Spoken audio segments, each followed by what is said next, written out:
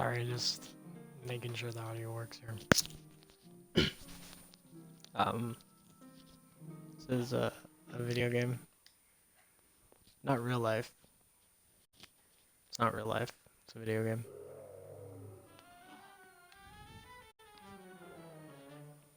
Some things are real life though.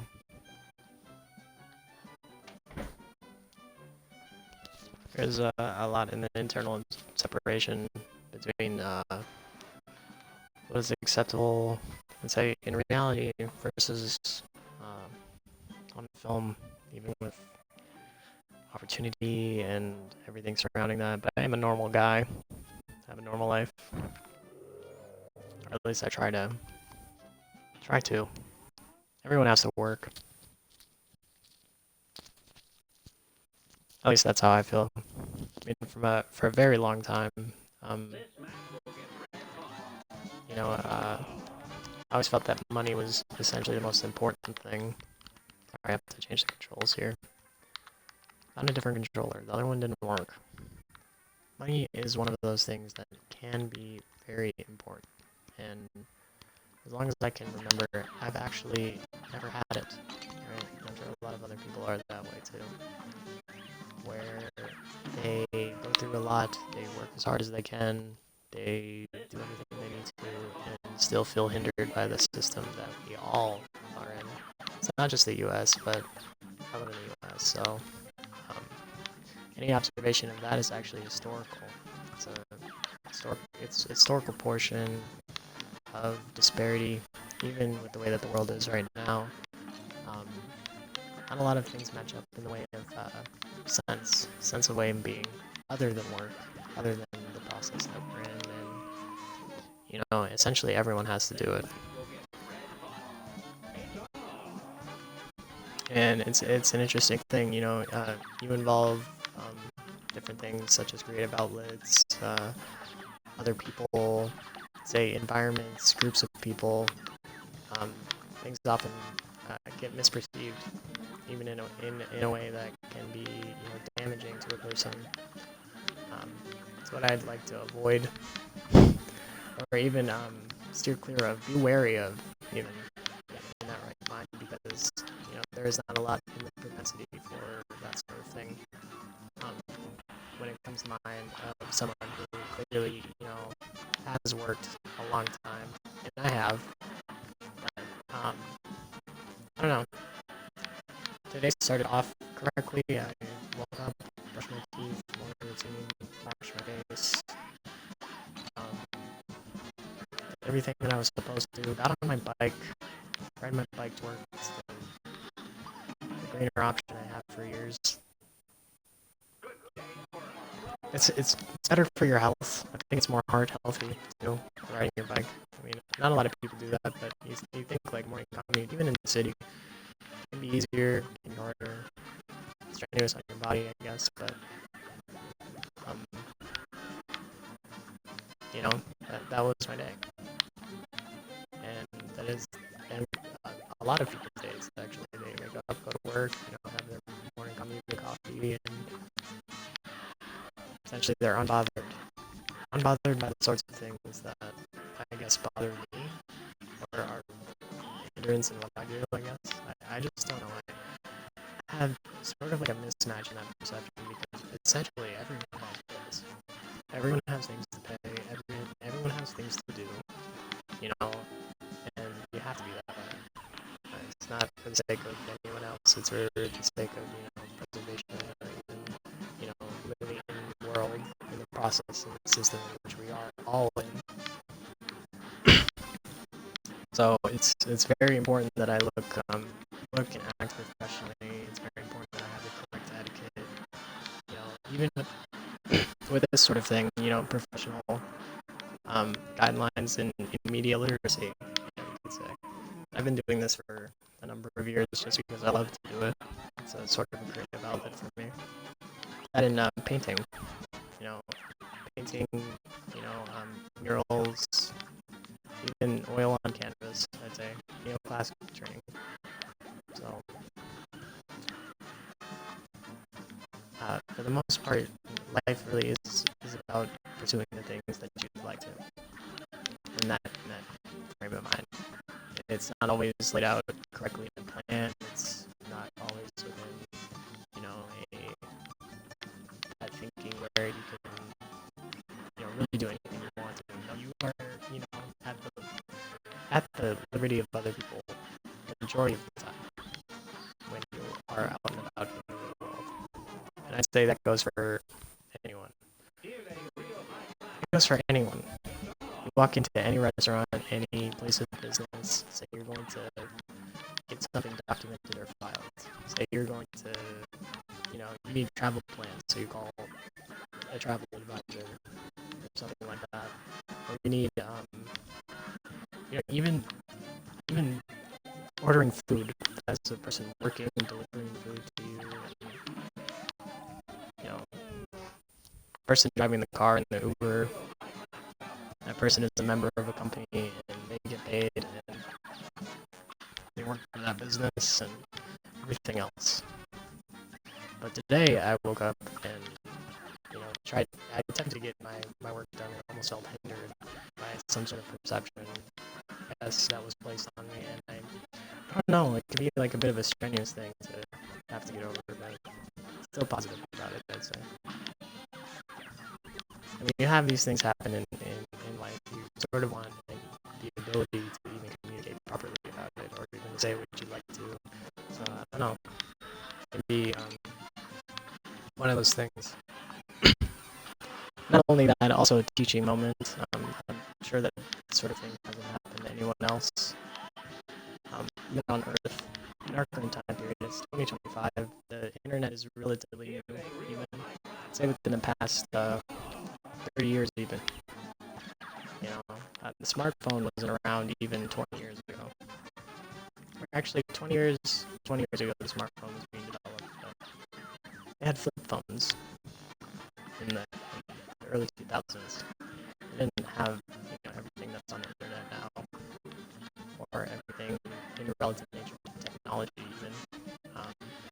They didn't have AI in the 2000s. There were payphones, and people who went to the library to look up information in an encyclopedia and not have ChatGPT say this information is correct. Although that is helpful, the Google search engine, I'd say, is one of the most helpful pieces of technology. That wasn't even around, say, 40 years ago. So if you think these things are all relatively new, and circumstantial, I guess, to the way that the world is actually, and the internet and access to information, highways, and public information, even, or ability to learn. Everything is at the palm of your hands nowadays. You can open up your phone and go on the internet and look at whatever you'd like to, as long as it's not hurting anybody, as long as it's not,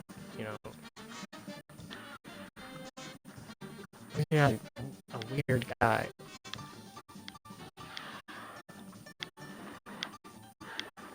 Or a weird woman, man or woman, just some people weirdo, and use the information the way you like to. So, I'm into many books and perceptions. I think it's essential to have at least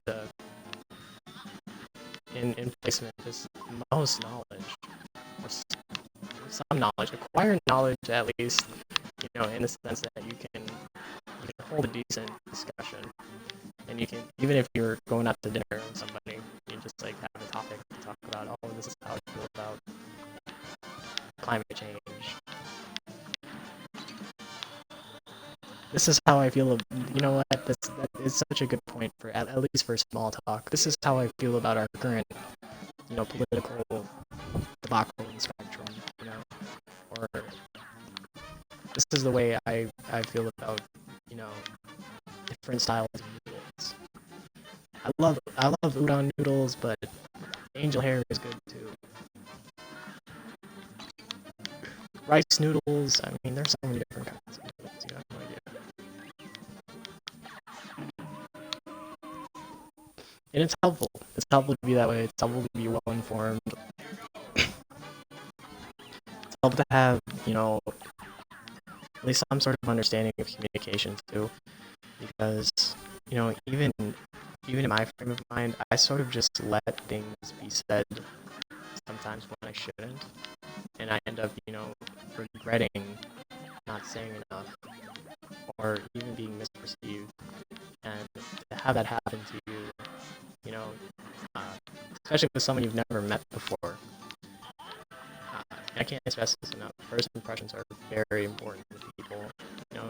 Someone will most likely never forget the first time that they meet you, and it's oftentimes one of those things where you like to um, be the type of person to come across as, even within a job or anything else, it's like professional, educated, in a frame of mind, the right mind, and well-being.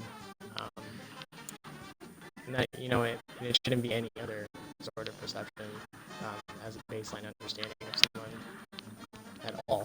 Or, like, in a way, those things shouldn't be different for anyone. There's a standard. That's what I'm saying.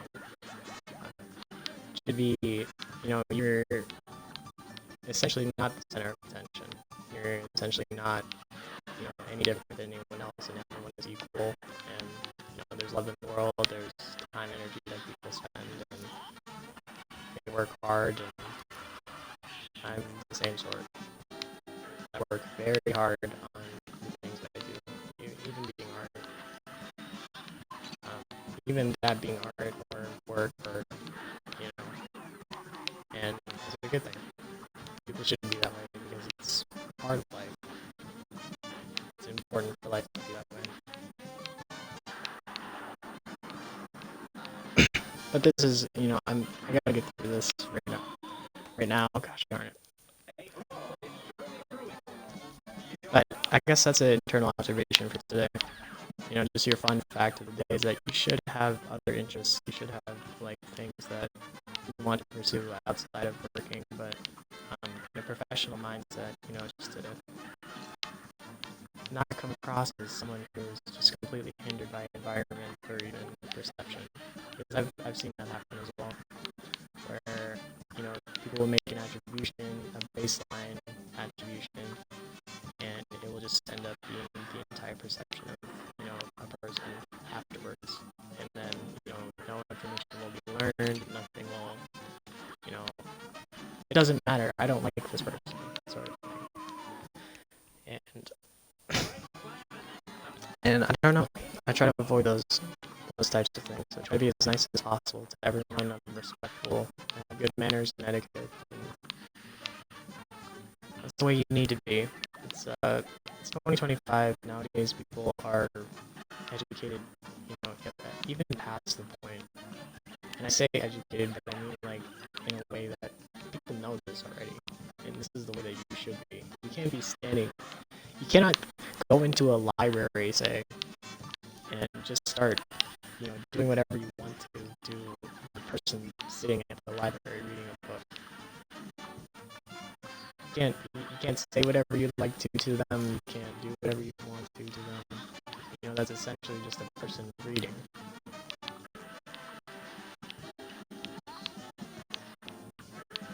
And you would be rather strange. You'd be rather strange for thinking anything else, right? But I don't know. I guess, like, people sort of take that. They don't take that. I don't take that lightly. I really don't. It has ruined things for me before, to have certain perceptions or even things you said about me that just aren't true. They aren't helpful. They aren't true. It hurts me. In an attempt to change the perception or feeling of me, or things like that. You wouldn't want a friend. That person is most likely not your friend if immediately in every social interaction they attempt to downtrod or even insult you. This person is nothing. This is this. And, it's a false attribution. It's dissonance, cognitive dissonance of a person's personality to just think of baseline assumption about someone and then just accept it as truth. Even a logical fallacy. And I talked about that earlier, logical fallacy. It's not a fact. It's not a fact. Like, here's the fact. Water is comprised of hydrogen and oxygen molecules. That is a fact. You can't change that. That's the way it is. It's the internal chemistry of water. Okay? But say someone has an opinion about you. Say, someone wants to talk to you or even ruin things for you. They're going to make an effort to say whatever they feel, whatever they like to about you or anything, just to make it worse. Or even say going out to, say you have brunch plans, okay? Oh, me and my friends, we're gonna go out to brunch and we're gonna have some mimosas. I'm gonna have one because I need to drive home. And one mimosa is not that bad. And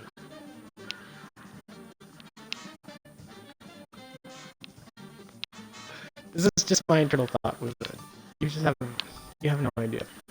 Okay, so I'm gonna go out to brunch with my mimosa friends.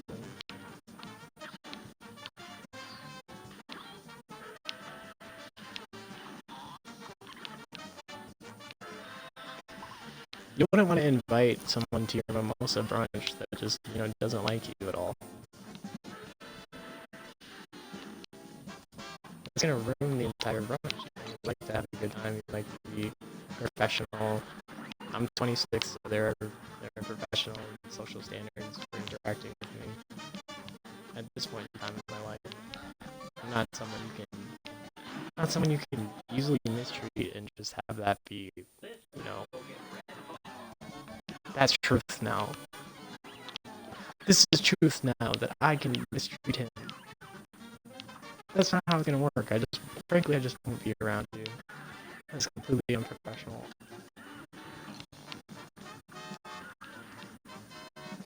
And I'm that way. I won't say anything negative. I won't be aggressive. Of course not. I've never had an aggressive bone in my body. Never done anything wrong in my lifetime. But people can be that way. And in this day and age, it's very important to maintain some sort of boundary, I guess. These little flame characters at the bottom here sort of remind me of The Cat Returns, the Studio Ghibli film. In that Studio Ghibli film, The Cat Returns, there's a scene where the cat, there's a whole parade of cats that just stroll down the street from this one guy's house. I don't know if you've ever seen the movie Studio Ghibli films are actually like comfort films. At least to me. I watch them, when I'm a little sad and it's raining. I sit down and just watch it. Even though I've seen it a million times. I've seen it so many times that, I can recite the actual dialogue or remember the actual dialogue from the film, but I'll still watch it just because, it's something to watch and it's nice and I love the art in it. But, excuse me. But it can, that's the difference. It's a difference, too. So you wouldn't, the same thing is that you wouldn't invite, someone who you don't get along with to stay a movie night at your house. You're just not going to get invited. You can't eat at my house if you're It's going to be some weirdo that insults me every 5 seconds and attempts to make me feel bad or make me look bad to other people. You've ruined it, Jeffrey. Jeffrey, I don't know, maybe that's not the correct name. Just don't know. I don't know what his name could be, but let's call him Jeffrey.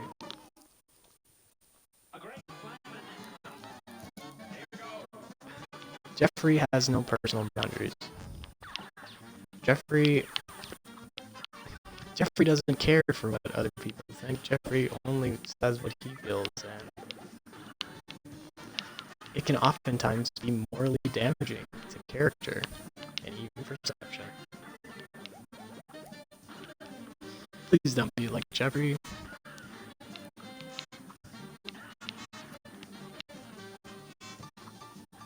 Some sort of moral PSA for that sort of thing.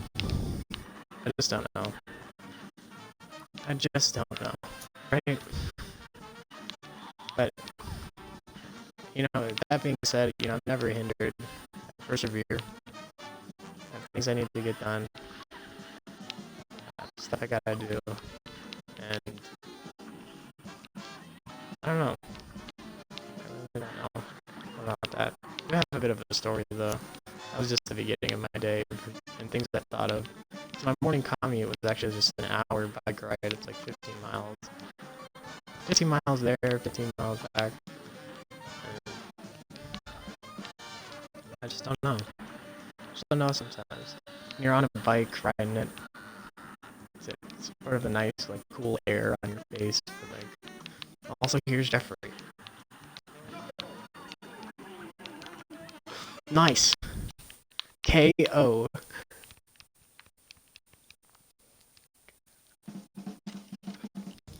That was easier than I thought.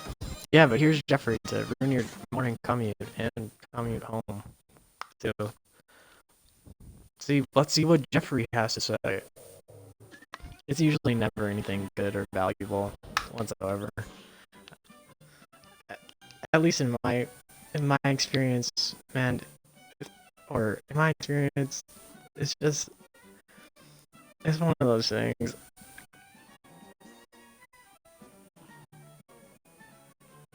I don't care for what Jeffrey has to say at all.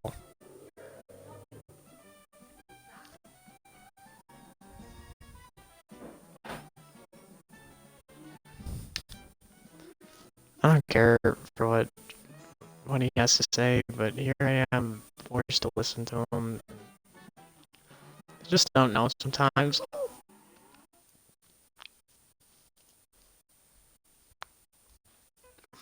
It's really damaging and unprofessional, Jeffrey. Please learn some boundaries.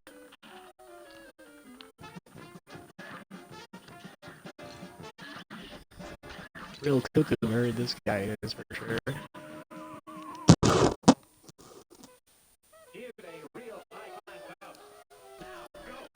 But yeah, I mean, that's okay. I mean, some people are kooky crazy.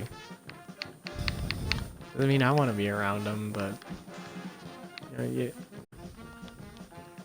can be kooky crazy if you want to, as long as it's not hurting anybody. But some of that stuff can be very damaging. I like the art in the background here, the clouds. The yellow tint actually makes me want to go and paint something. Very interesting. I love the art style of this whole production game. It's very nice. I have a lot of appreciation for it too. Sort of reminds me of the background of the Annunciation, actually. There's a lot of greens and cloud formations. So, the Annunciation being a painting by Verrocchio and Leonardo da Vinci. But I'd say Leonardo da Vinci did, majority of the work on it. That will never be known, but I'd just like to say that he most likely did a better job on it than Verrocchio. Just because of the way that the angel disappears within it. That's been known to be essentially what Leonardo added to it. You can look at it underneath an X-ray, and within that, the painting changes, and the angel in the center foreground, or on the left side of the center foreground, actually disappears. That's just a bit of a fun fact. I have a lot of interest in those sorts of things, but I don't know. I just don't know. That in sketchbooks. I feel like when I go out to eat or when I go anywhere, I'm usually alone. I have my headphones, my phone, usually my car. My car will be nothing special, just something to get from A to B, but I made my own. I put blankets in my car sometimes. Blankets, decorations. I like to decorate my car. Um, Little trinkets. It's not just like a bobblehead. I have like a full blanket and things in my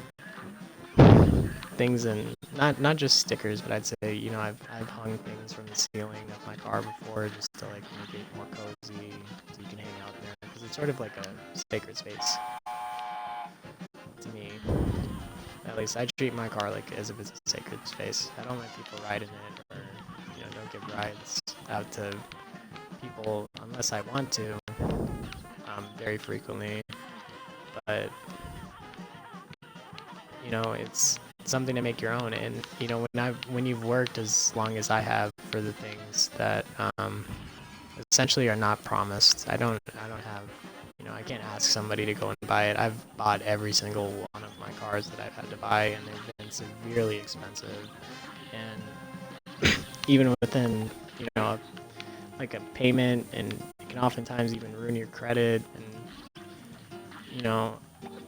there's a lot of stuff that goes into like actually living in the world that aren't really observed by someone just essentially doing commentary. But for the most part, I just like to say like I've had to pay for everything that I've ever had. I've worked for everything that I've ever had. So it's one of those perceptions where you go out into the world, and even if you are riding a bike, and that's the healthier option, that people perceive you differently, based upon monetary succession even, or success. And essentially that is the wrong way to feel, especially in inequality in those terms, because not everyone is going to have everything, but that doesn't make them any less qualified or educated to speak on certain things, or even be within that frame of mind as someone who's credible, or I don't know. It's that perception of money that can change things very quickly, because I don't know, in any propensity in society that is important. So, but anyways, I decorate my car and make it my own, and have I even changed the radio. I had to buy a soldering iron. Okay, so this is like basically electronics. This is essentially all you'll ever need in electronics. If you can, install a new radio and, solder wires together perfectly, and sort of, because I wanted a different radio in my car. My radio was broken for the longest time, and I could only use my phone on it. It would connect like through Bluetooth, but the screen didn't work, and so I installed a new radio in my car.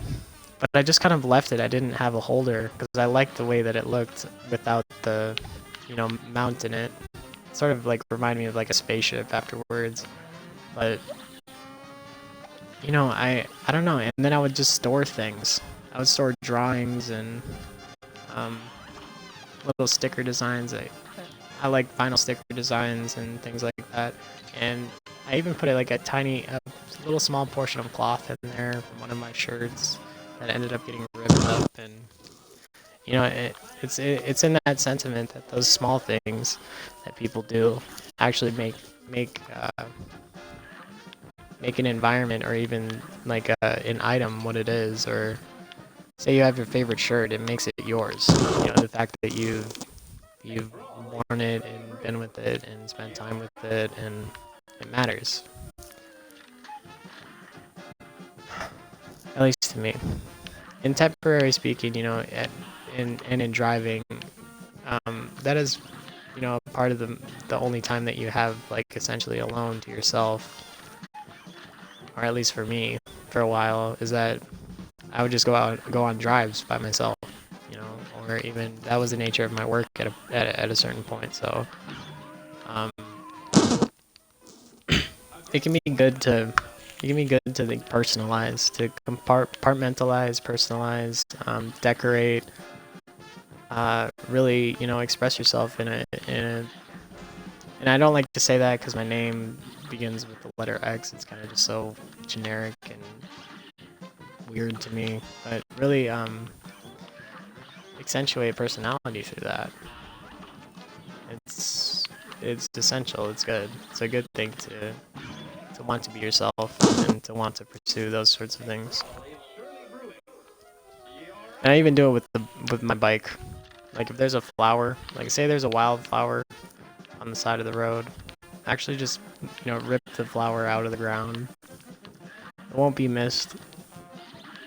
I mean, there's other flowers, and I just like tie it around the front of the bike handles, bike steering wheel. I don't know what you would call it.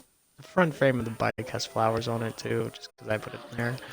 And I don't know. I don't know. It's just it's a nice thing. I don't see people doing that very often, and I've always done that, and I will not change who I am for anyone. So most likely I'm most likely I'm correct. Most likely always correct sometimes. Do you understand how I feel? You get it. I'm most likely 100% always correct. And that doesn't mean I'm not, you know, open to creative input or constructive criticism, anything like that, but I don't know. You're just as another person living on Earth, you can't tell me how to feel.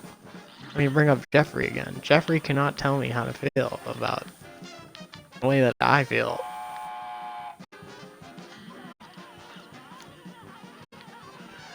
Because you shouldn't. Because you shouldn't. Just in any right mind, you should not be telling anyone how they should and shouldn't feel about something that's happened to them.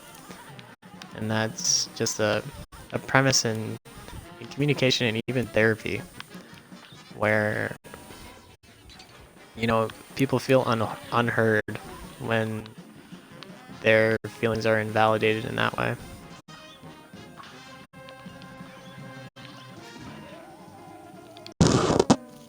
Flight of the Aviator plays in the background.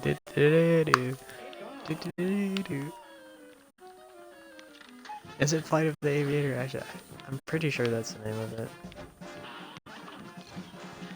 It's Amadeus, I think. Maybe it's Mozart. I don't know. I'm gonna have to look that up. But that's what I'm saying, you know? Whoever Jeffrey is has a problem, and I'm sure that's the way that many people feel. This day and age, you know, it's this day and age, you say like people, like, you know how they say that people are like iPad kids? It's because they grew up with technology and certain privileges that weren't around during the 90s. They weren't around during the early 2000s or the 90s, and things are much different than they were before. Meaning people are more sensitive, people observe people's feelings more. There is a lot more going on in that aspect of, you know, wanting to be more in touch with those presences in society, because it's important.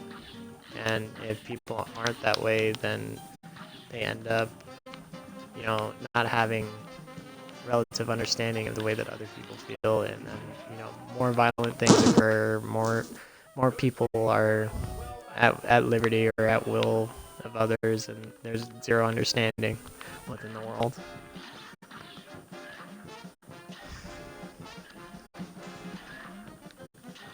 But I don't know, I'm old. I'm an old guy. I'm an old man. It's the best. That is the best accent that I have. The old person. Yeah, hear me a whippersnapper.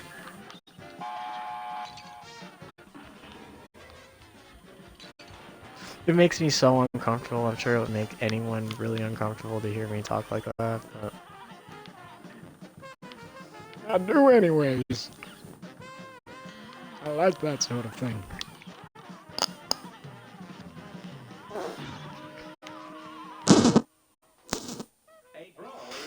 I like it.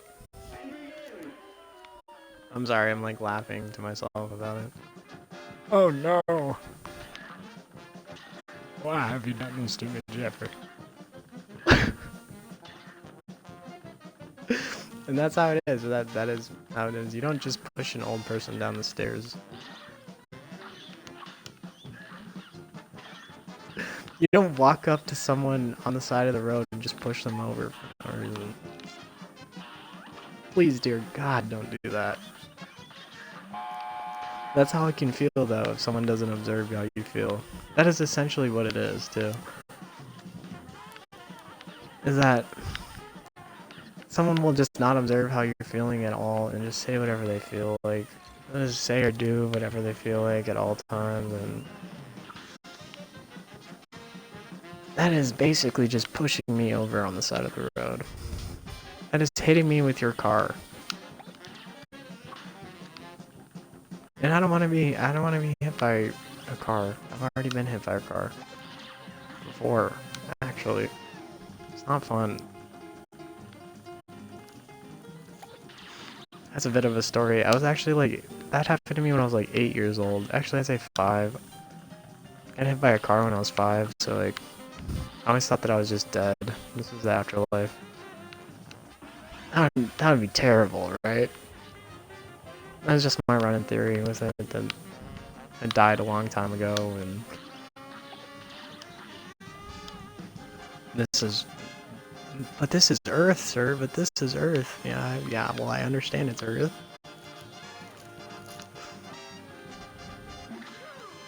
Must have died on Earth a long time ago. I like this heart with a smile. Look at a little heart, a little nurse guys. Why do they look like they don't like their job, though?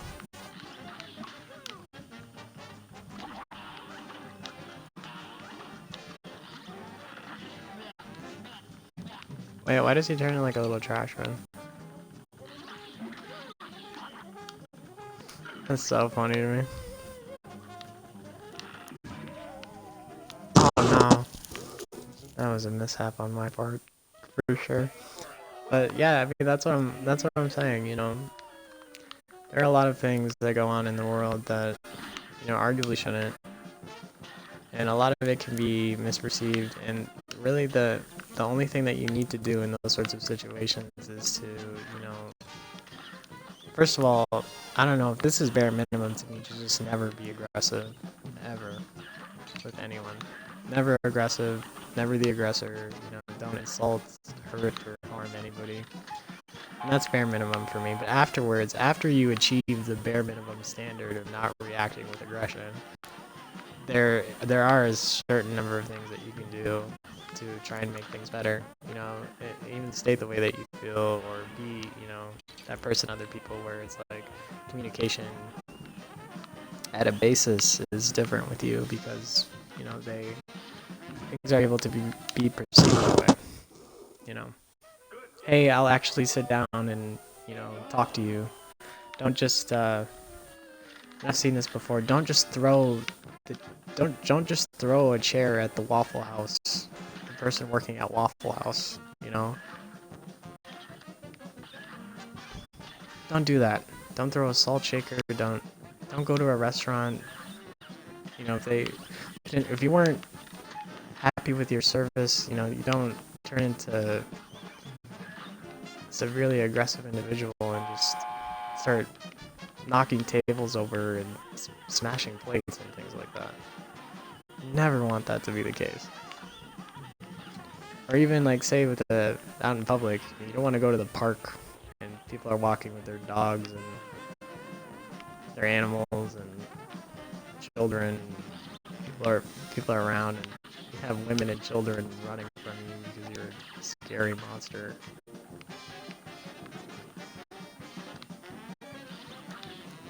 Women and children run and hide. The scary monster is outside.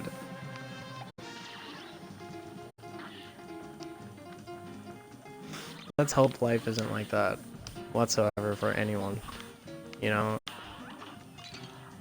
And I've seen that happen.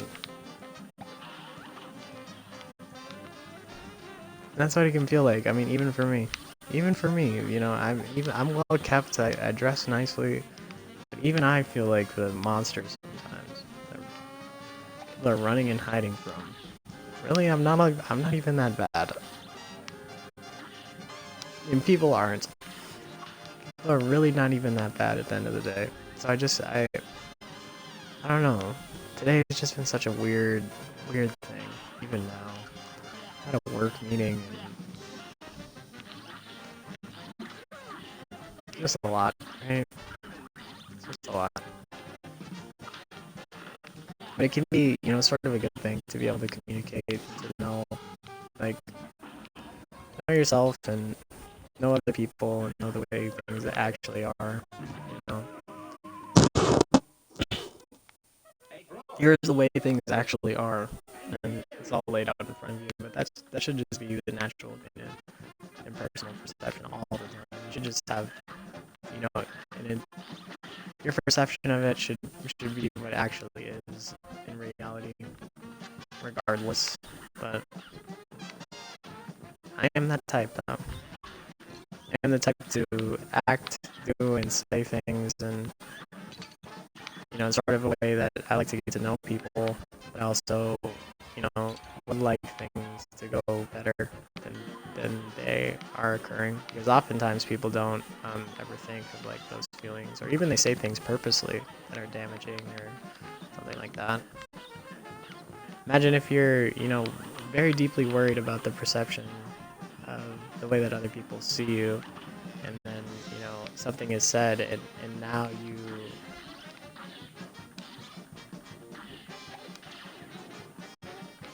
something is said, and then now you have to worry about not only what was just said that was entirely completely wrong. Say it's like, you know, you're in a group setting. Not only what just was said was entirely completely wrong, but I'd like to inform you that here is a better way to communicate. Here is a better way to go about it, and a better way to be even living in certain propensities. And that is sort of a boundary with communication too. You can be that person, or you can choose not to acknowledge it. And there are a lot of people in the world too. 8 billion, 9 billion people in the world. You'd think, you know, some wouldn't be singled out the way that they are, but a lot of times people who are introverted, people who are INTP, you know, they worry about those things. I worry about those things. I'm INTP. Introverted personality type. But, I don't know, sort of extroverted in a sense where I compensate for those types of things. Not overcompensate, but I compensate for what's said to me and what's said in a group setting around me, where I feel like I have to be like, hey, like maybe let's not be that way. Say someone's getting insulted. Say there's like a group of people and they're like, oh, what is this person wearing? You know, I'm like, hey, let's not say that. Even if, you know, the outfit is a little off-putting. Even if you know for a fact, you know, those overalls don't fit or something.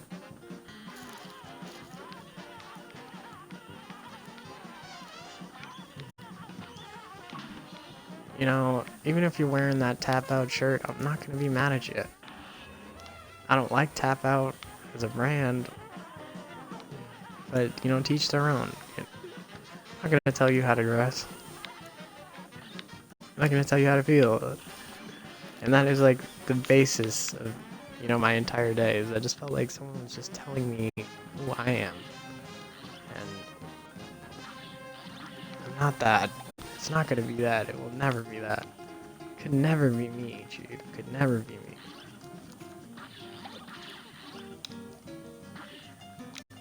I mean, I'm approaching. I'm approaching. I'm nice. Please love me.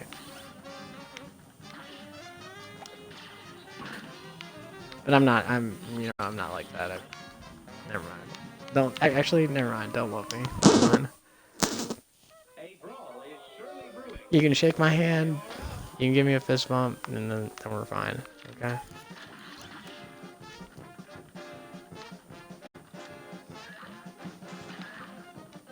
Never mind. Never mind. Skip the whole love thing. Skip love and compassion. Skip love and compassion. Just give me a fist bump. Or is that the same thing? You know.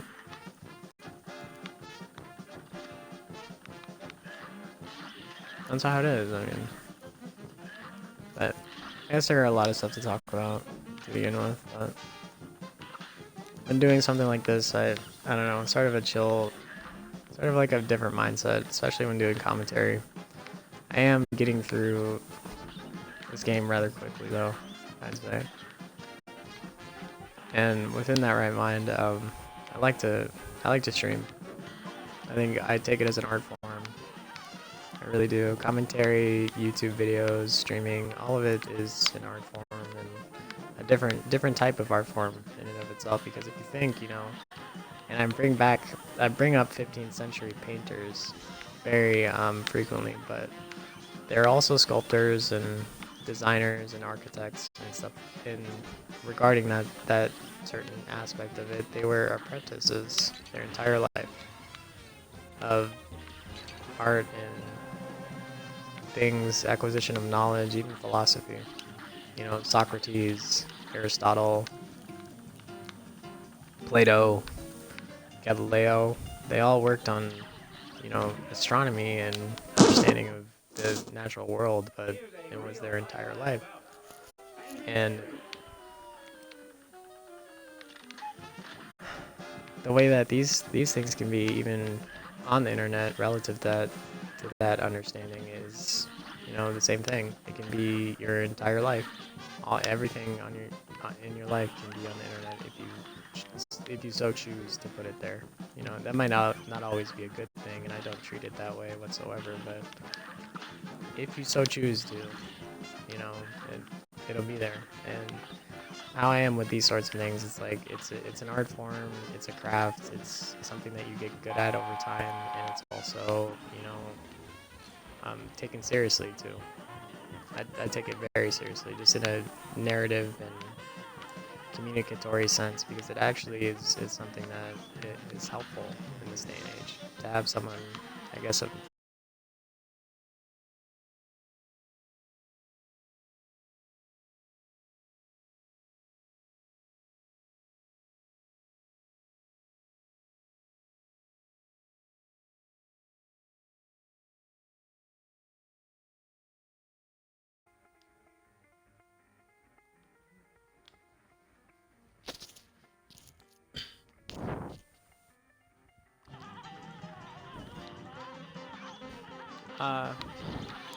yeah, sorry about that. Stream ended for a second. Still a video game. This is a video game. But what I was speaking about before is that it can be helpful essentially to have someone, even my age and even my demographic and, you know, propensity for that, to sit and speak and do the types of things that I do. I guess it's arguably, even for, say, sociological understanding of the nature of the way that things can be. And I'm a modern person, I'd say, with a college education, and, you know,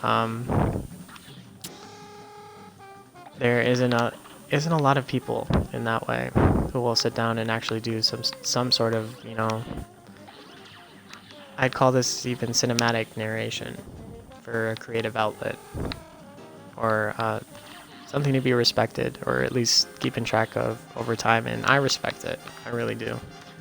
But others may not. You can't really change the way that other people feel, though.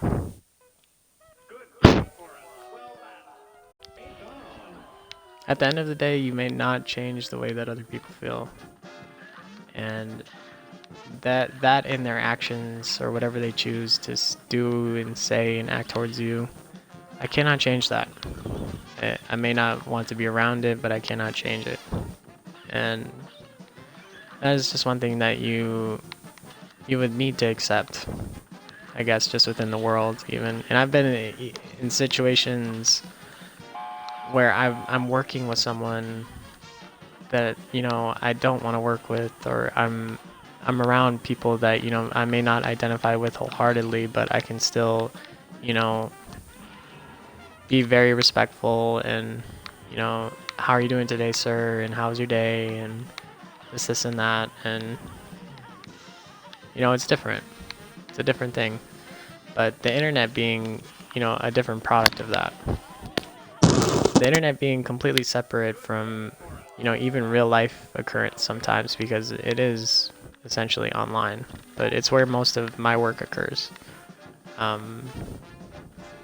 And I would call it work too, because I do digital art and I do make things, and it's, you know, something not only that started a long time ago for me, but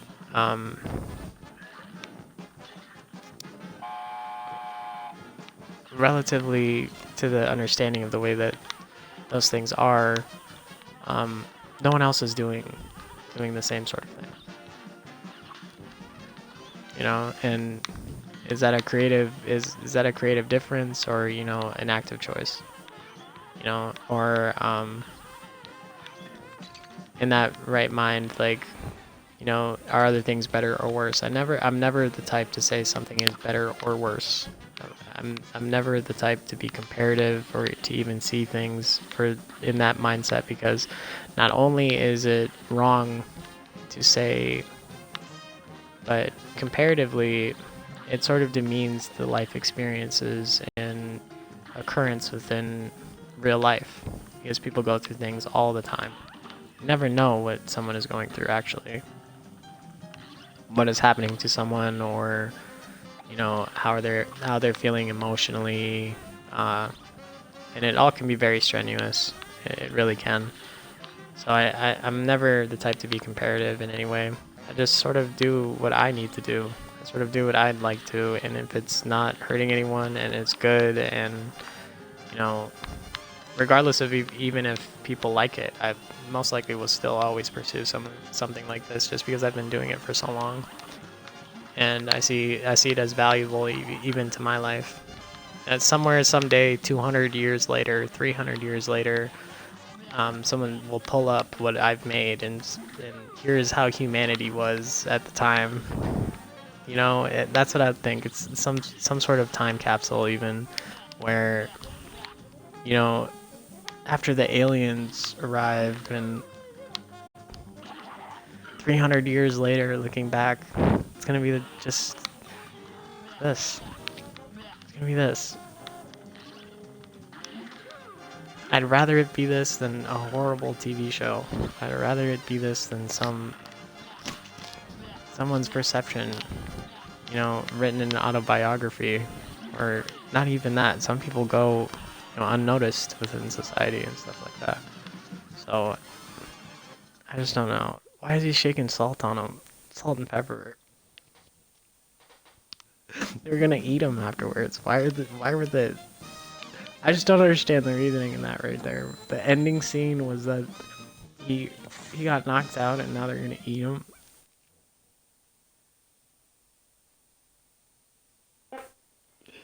That is so horrible. That's unbelievably horrible. You wouldn't want a medical professional eating you afterwards.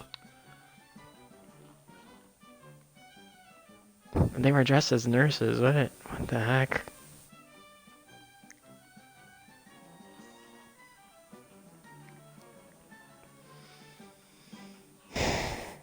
But yeah, I mean, that is what I mean about it, is that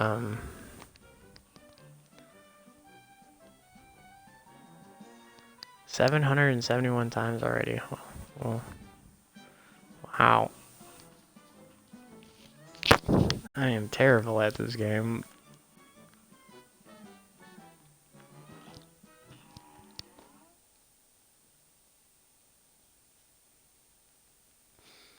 But yeah, the whole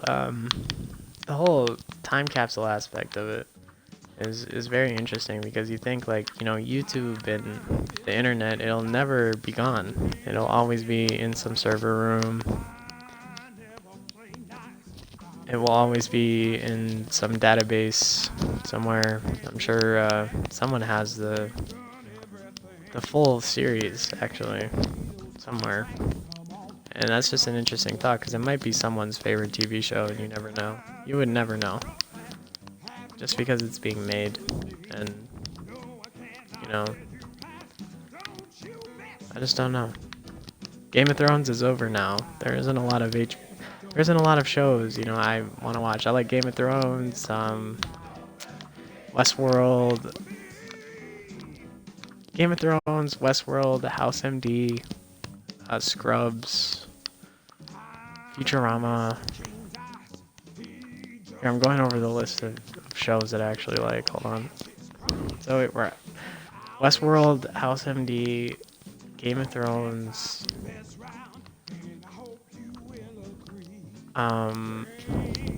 Criminal Minds. Criminal Minds is a good one. If you like crime shows, Criminal Minds is a very good one. Cartoons, say Futurama. Futurama's a good one. That one's been around since the 90s too. SpongeBob's a classic. But what else? What else is there for TV shows? I'm trying to list them. Let's talk to this guy.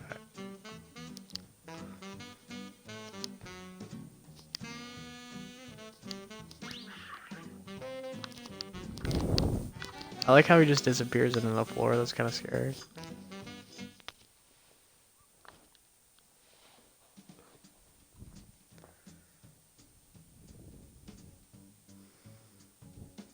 What are the voices here? What do you think the voices sound like?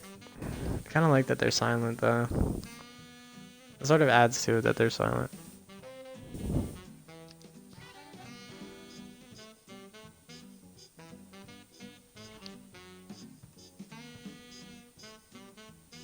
Don't blow your wig, Dice. That's interesting.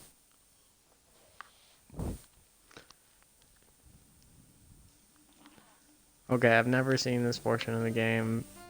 Well, I've been stuck in Inkwell 1 and 2 for the longest time, so I've never seen this portion of the game. So, okay, so I've never seen it, so it's important, okay.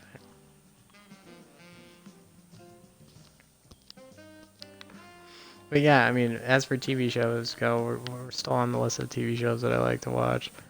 The news.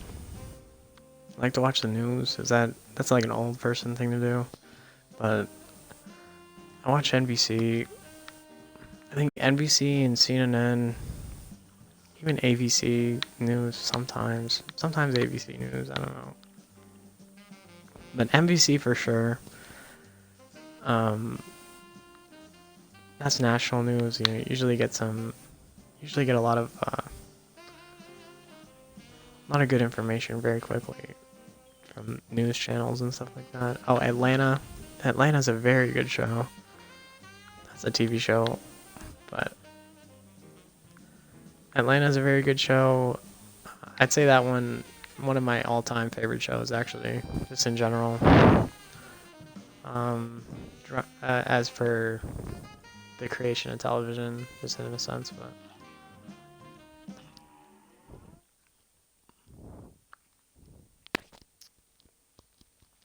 What else is on there? What else is on there for TV shows? I kind of like this boss. He reminds me of the Popeye guy. He's basically from Popeye the Sailor Man.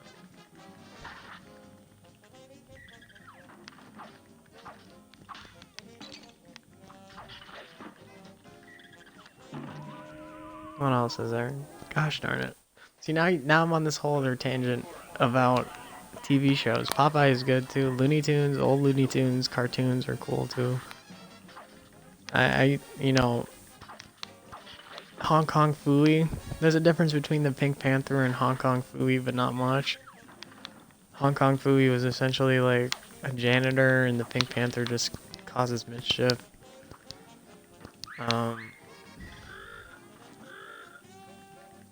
Tom and Jerry. Tom and Jerry is a Goldwyn Mayer classic.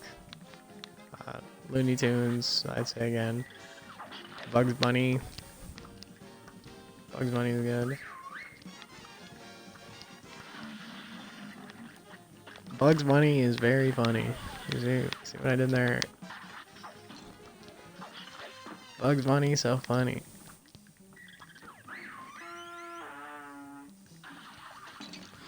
What else?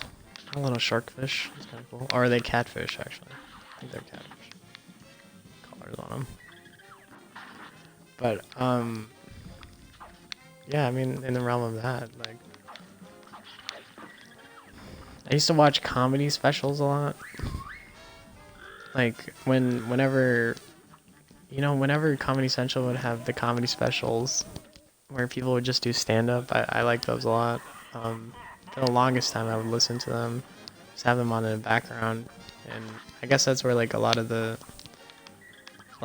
propensity for like narration and storytelling actually comes from, because you need to know those certain things before even interacting in the public scheme if you want it to be any good. But gosh darn it, I'm trying to think here.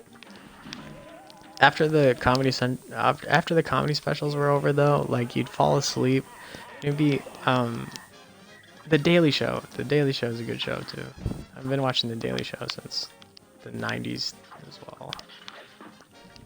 The show actually came out in the early 2000s. But I say the 90s because that is essentially when it was post 90s, early 2000s.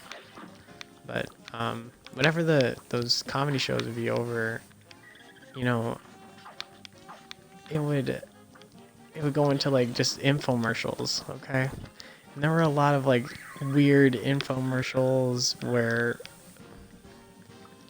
you know, stuff wasn't essentially laid out and it would cost too much money. It'd be like $130. No, I'd say the weirdest one is the Ninja Blender commercial, before people had to put a price tag on the Ninja Blender, it was like $350.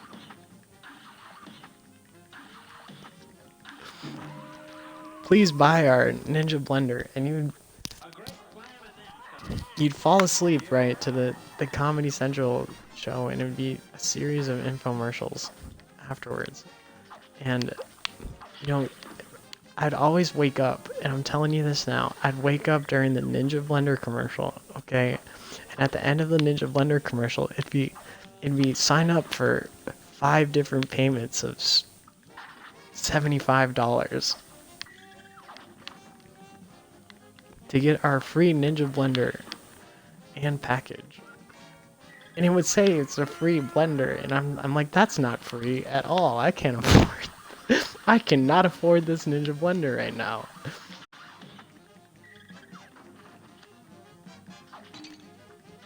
This blender is too expensive. What must I do here? So I always thought, you know, that this is gonna be one of those things, but I always thought, you know, I'm not gonna. Oh my gosh. Got all dark for a second. I'm not gonna be able to afford this Ninja Blender if Jeffrey keeps showing up and ruining my opportunities at my work meetings.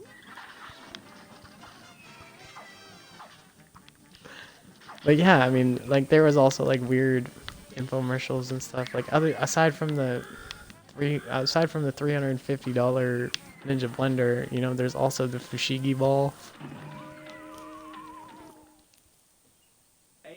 The Fushigi ball was interesting because not only was it $19.99, but it was the most useless item that you could buy for $20.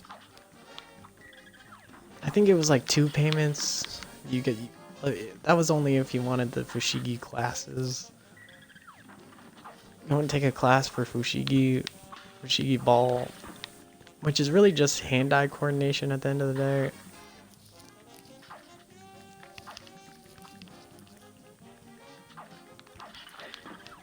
I don't know, but what the Fushigi essentially was it was this ball.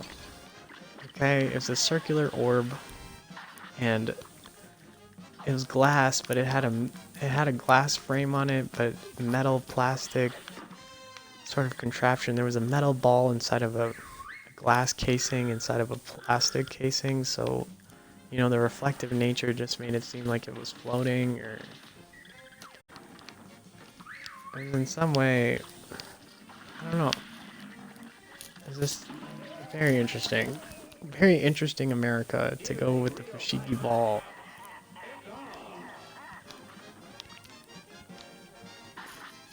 That was, you know, that was one of those things. It was like a commercial, and it would always be on for some reason, and I would just like sit there like, this is the most useless invention ever. There are things happening in the world right now, and the Fushigi is just not. It's not on my list of priorities. I'm sorry. I'm sorry, Fushigi. I have bills to pay.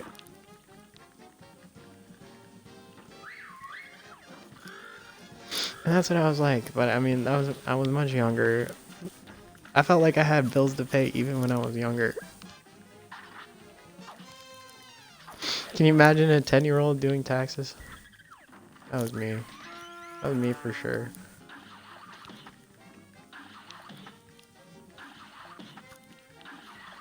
I am 10 years old. Why am I balancing your checkbook for you?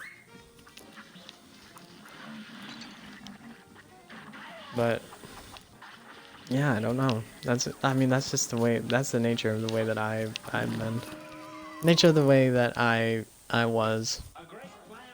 You know, before. Other weird infomercials. I like the whole format. Has this ever happened to you?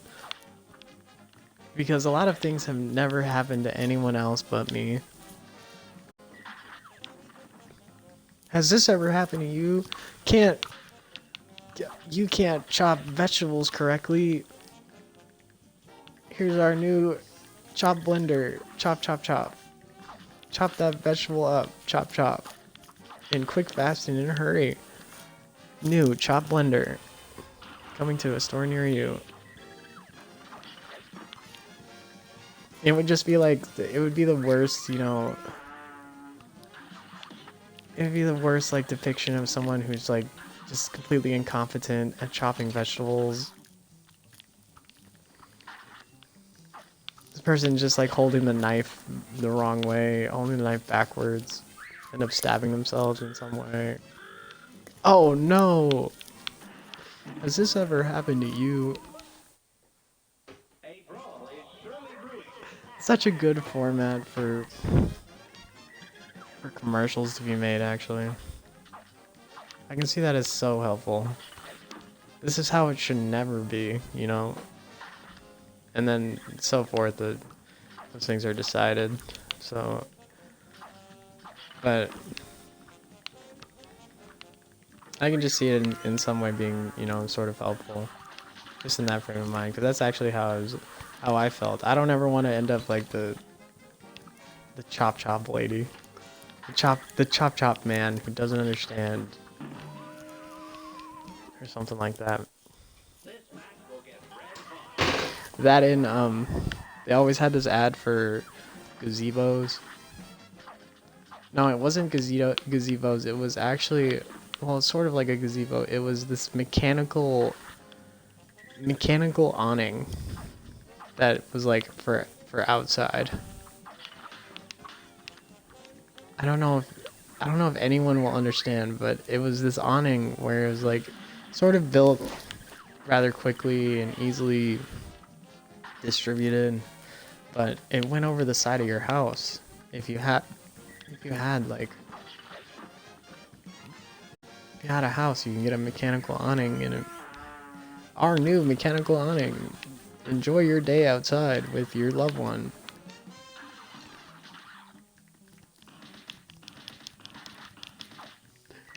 And that's what it was. I mean, that was the entire commercial. And that's how the US is. It's built on like the US is essentially, it's a sociological premise that it's built on the American family dynamic, which essentially is, you know, who you are and who you're with and your loved ones, but, you know, noticing that and median income and everything surrounded um, around socially centered thinking. So people act, exist, orient themselves in the same way that other people would, and that being a guideline to the basis of normalcy. So in that sort of way, I never really truly felt normal ever, because that's just one of those things. It's one of those things to just not feel normal at all. Oh, this shouldn't be happening, and then now I'm not normal. But that might just be, in the nature of like anxiety and being uncomfortable with certain things. But in that same way, as a sociological premise, and even in modern psychology, actually, the the feeling of normalcy is actually subjective, because through all walks of life, people go through things. You should never not feel as though you should never not feel as though you are alone in that way, because not only is it a significant aspect of other people's lives to go through things and to even have stresses, and to want the Ninja Blender, because I kind of want the Ninja Blender, I'm gonna be honest. I think that could be good for smoothies. I just don't know yet. But it's one of those things where people live in propensity and in interaction with other people, and they have the potential to do and say and act however they like to, but you think they would think that they would be nice, because a person isn't a Ninja Blender. A person isn't an item that you can buy off of television, or even should be treated as if they're a personality, completely separate from what they go through. And I believe that, there's a lot in the nature of that where people lose track of truly what's important, even. But yeah, as per the US goes, that is an interesting premise to explore, or even to look into, is the social dynamic between the modern American family nowadays, because the basis of which is everyone now. And if you even look statistically through years before, you'll see key differences in standard of living, even infant birth rate, median income, job market. It's all relative to the time period, and in this day and age, we are at I'd say the pinnacle of technology. Meaning humanity hasn't stumbled across, a new socially defining idea in a number of years, and I'd say the last one was actually smart technology, where it's smartphones and computers, personal computers and laptops and stuff like that.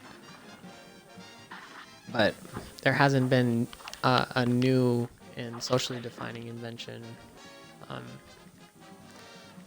in a number of years. And people will say, like, oh, what about AI and stuff like that? Well, I mean, in my subjective, and I think this, and this is completely subjective, I think AI is actually completely useless if it's not used in medical terms, or, the value in having essentially a program that does have the capabilities to be smarter than a human, but it's not that. It's a tool. At the end of the day, AI is a tool. The computer is a tool. It's never going to be better than, say, a person in front of the tool. You're never going to be better than the person who invented the tool, or even is using it. You're not the wrench. You are not your wrench or your hammer. You are, the builder. And in that way, I'm sure things are looked at a bit differently too, because not only do those things actually ruin, like, what they do is they buy large plots of land and real estate surrounding that technology. And I've actually looked into this. They they buy large plots of land and real estate. It ruins the land and real estate in the area for giant server rooms. They opt for server rooms and things like that that are essentially mechanisms of storage of information, as well as, you know, computing power. But it isn't the same as, say, like using AI to, you know, be some sort of neurological receptor so that synaptic reactions and as a receptor can be placed within the mind or brain or on the outside of the skull, or say even like on a limb that's damaged, to be able to move something mechanical so that it can be repaired, or even in that same way, just the internal usefulness of it. Because a lot of people will attribute that certain thing to like chat GPT and Google, whatever Google's AI is, and Twitter AI, whatever it is, Grok or something like that. I don't even know. But those things are helpful, I'd say, in acquisition of knowledge and the ability to like have something at disposal, but so is research. You know, and essentially, you know, research is arguably going to be better than what an AI tells you is fact, off of the basis of, you know, this is what it's made to do. You should want to go out and validate that information and even know that it's true statistically, you know, from other resources and facts and, you know, finite sources, even scholarly research, past research and books and documents and things like that. It's not going to have access to every propensity of human knowledge just because it's a computer that is a quote unquote smarter than man, you know. And that's why I don't ever pay it any mind. And also I think it also serves as something like that's just a helpful tool. I don't have a problem because when I was in college, I never had a problem writing, you know. And some people do actually have a problem writing. They can do the research work, but, you know, just in that form, they don't like to sit down and actually type everything out. So I think like when people were using, you know, auto-generated information and essays and stuff like that, I think, you know, more power to you. Get your degree and, you know, do what you want to in this lifetime. But it's also, you know, that academic research should be taken seriously. But even in the sense that it's not, why on earth would AI, if academic research is supposed to be taken seriously, why would AI be better, you know, than a person in general? And I guess that's my internal reasoning with it. It's nothing but a tool to use, and at the standard that it is, it really shouldn't be, you know, held to such a high degree or even invested in the way that it is. And that has a lot to do with cryptocurrency and the nature of like markets. And, you know, there's an entire blockchain associated with cryptocurrency that you cannot track these transactions. You don't know where money is going. You know, you can't hold people accountable for what they're spending on. And, you know, it's just a whole bunch of this and that, semantics, terminology, and moral implicit dilemmas actually within, you know, social disparity. So that's most likely why I just don't agree with the whole aspect of technology being, you know, wholeheartedly helpful, because it isn't. Some of it is, you know, negative. Some of it is, you know, in opposition to progression within society. Because having someone, you know, with too much money, too much time on their hands, and access to technology that other people don't have, you know, that is grounds for some weirdo Batman type, you know.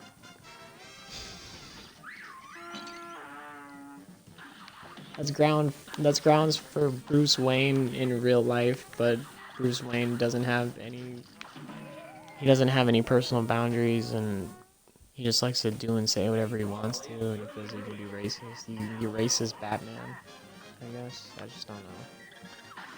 You can be classist Batman with all the technology in the world, but I still won't agree with you on it.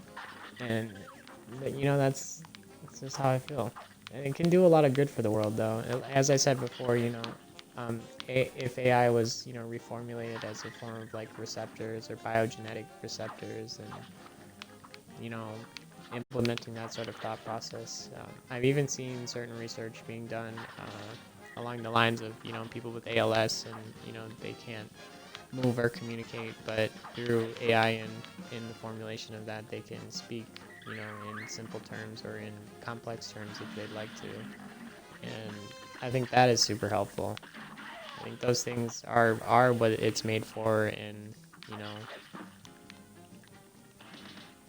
and when you lose track of, you know, what things are used for in that way, I guess it's just observation.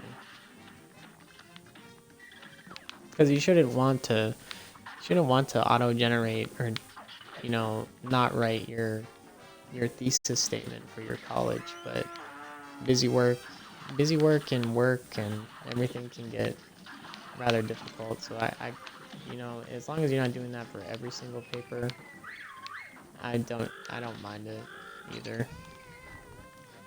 Like if you think, you know, those types of things can be very stressful too. So, and it can be tough to, you know, work go to school, have a social life, and be able to pursue, you know, academic research and scholarly aspects of your life too. Like, it can be tough to manage, and you know, more power to you if you can use the tool correctly.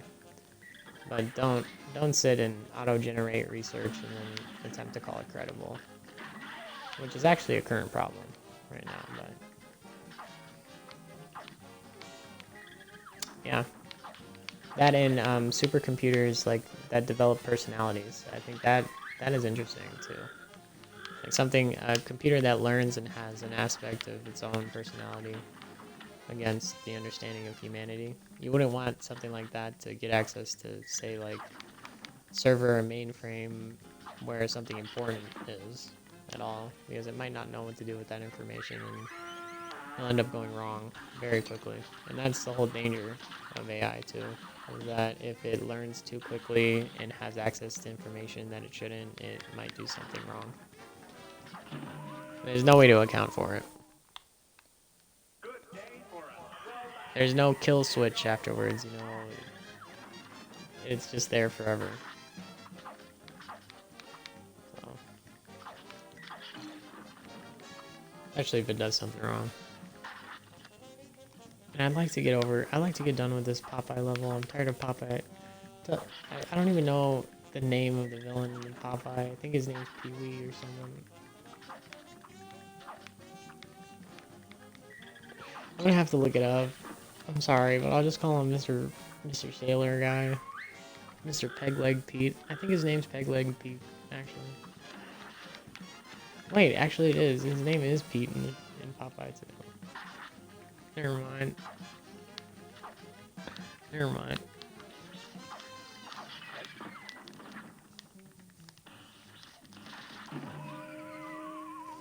Never mind. Pegleg Pete.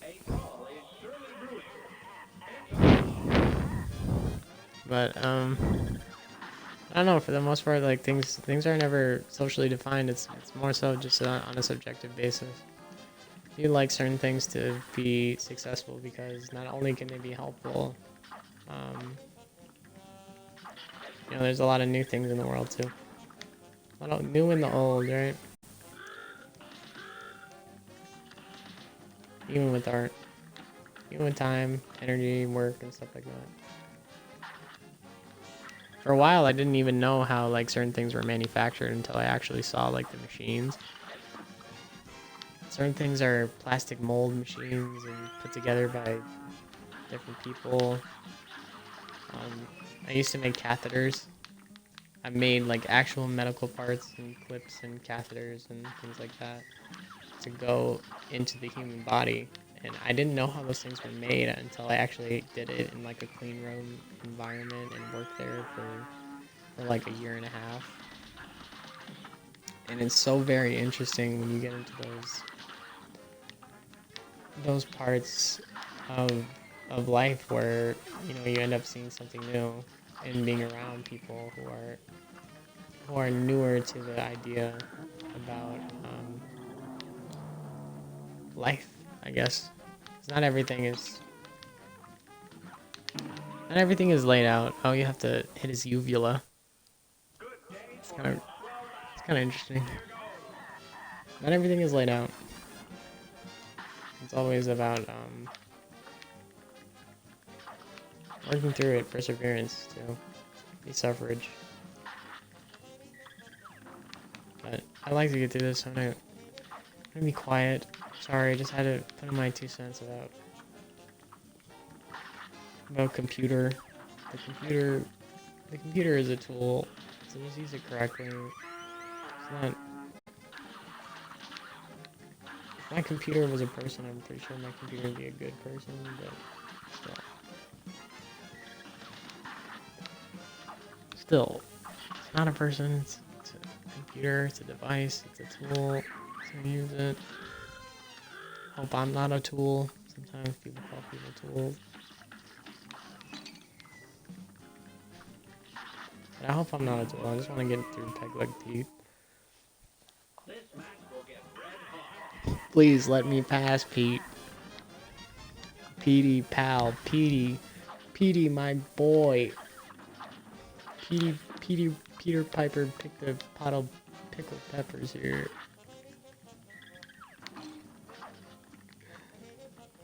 Petey. Sweetie, Petey. Please let me pass.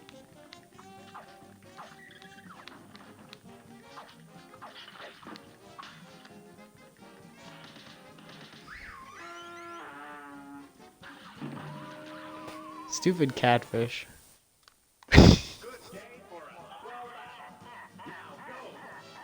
Gosh darn stupid catfish. Come on. Come on.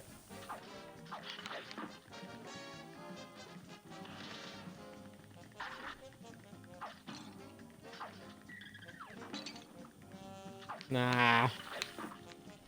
I'm ending it here. I swear to God, Peg Leg Peak, I swear to God, this episode is gonna be over right now. Gosh darn it! Come on! Come on!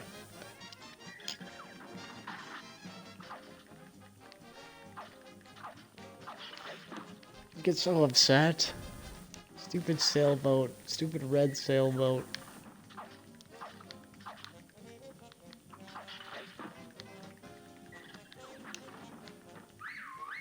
Stupid Sailor Man octopus.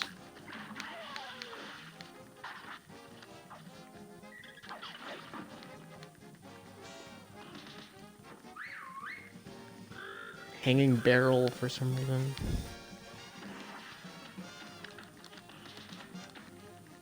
Is there some sort of crane?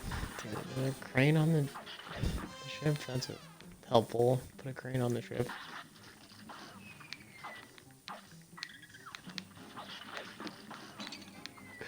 Cannonball. Stop it. No, I must win.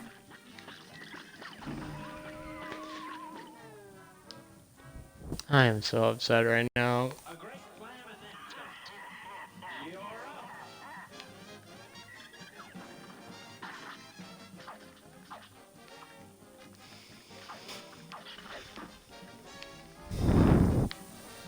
I must win. Please.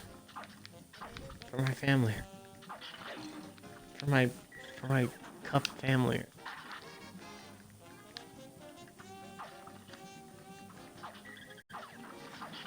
That is funny. That is funny. He's a little cup guy. He's a cup family too.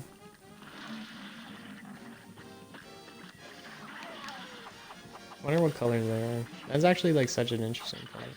Like the sequel to Cuphead is actually Cup Family. a family, wife, and kids.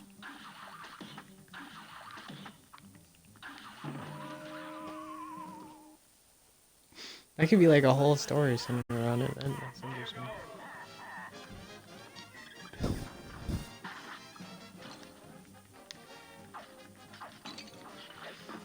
Okay, I'm changing. I gotta go to the map and...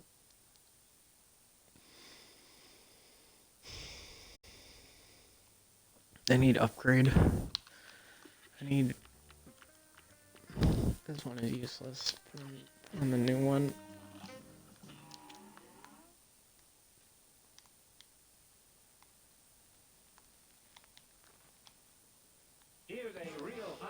Yes. This one. Now, Pegleg Pete. I will be victorious.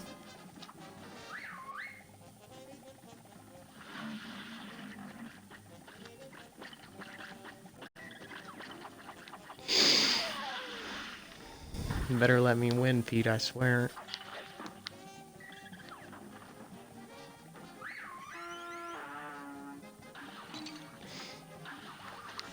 I get hit by one more catfish. Why is it? You know, there are catfish and there are also dogfish. Like, it's very interesting. But they both don't even look like a cat or a dog. Like, a catfish is only a catfish because it has whiskers that'll sting you, and a dogfish is a dogfish because it's kind of ugly. It's like a dog.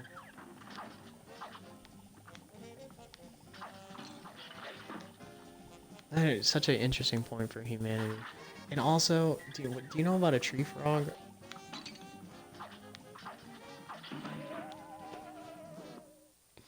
Do you know about the poisonous tree frog in the Amazon?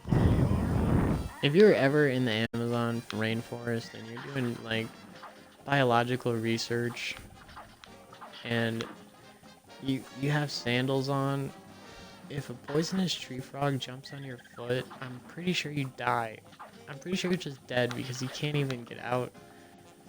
You can't even get out of the forest quick enough to get the antidote, the anti-poison, what is it, anti-venom actually.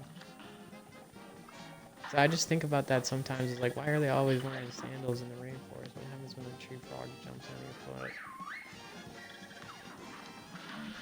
Or that or any anaconda or cobra. Even the mamba snake is in the rainforest too.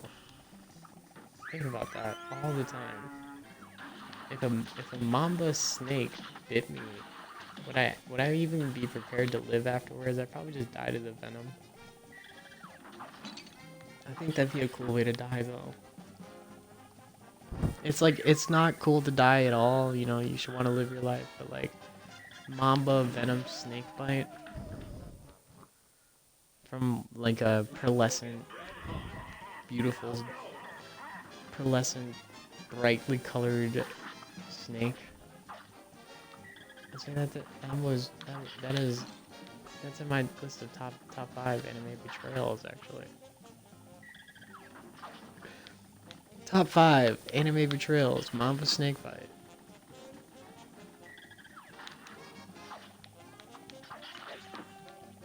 Next on review channel. Next on review channel. Sorry, I'm doing like Watch Mojo, but I can't say Watch Mojo. Next on review channel 12. Poisonous tree frog versus mamba snake bite.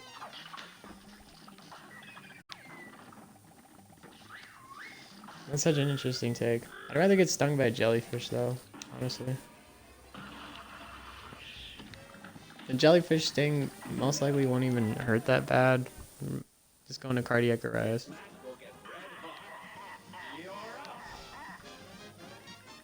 Which is essentially cardiac arrest is just when your autoimmune function and system shut down. You can't fight at either a certain disease, and blood and oxygen just isn't pumping correctly into the heart, and you just end up dying. that can oftentimes happen with difference in homeostasis, which is the natural occurrence of the body's ability to maintain normalcy, right?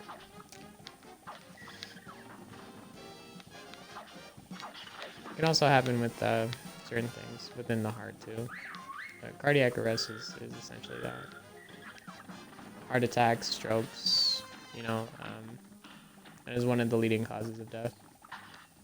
Leading factors of death, actually, in the U.S. to this day, is heart issues, and cardiac arrest being the sort of one of the higher end of the death toll resulting in which.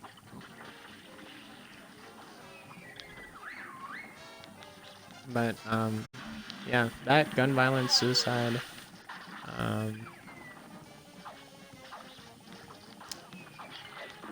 random acts of violence,